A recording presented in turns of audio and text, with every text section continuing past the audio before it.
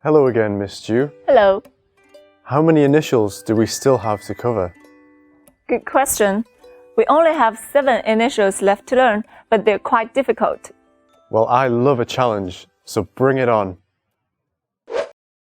First, let's see zhi, chi, shi, ri. You use the raised tongue tip and the front part of the head palate together to pronounce them. The first one, shi. Ah, that's similar to sh in the word shy. Yes, shi, Sh. shi. From now on, you can call me 老师. 老师 means teacher. 我是老师. 老师你好. zhi. The front of your tongue initially touches the hard palate. So, is the mouth shape here the same as with sh? Yes. Just try with me. zhi, Zhi. zhi. 这 means this. 知 这. So, can I say 这是猪老师? Wow, quite good. You're so smart. 吃. The airflow is stronger than 知. 吃.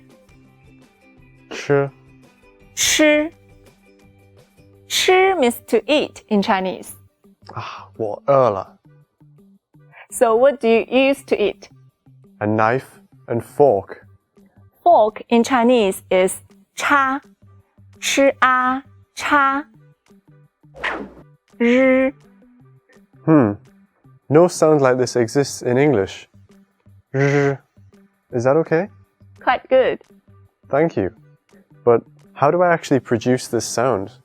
Well, you raise the two sides of your tongue, and then your vocal cords should vibrate. R. R. R.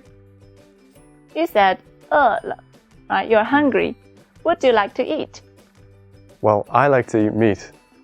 Meat in Chinese is 肉. 肉. 肉. So, does that mean I can say 我爱吃肉? Exactly. Quite good. So now, can you read these 4 initials? No problem. Zhi, chi, shi, r. Very good. But 知, shi, not after them.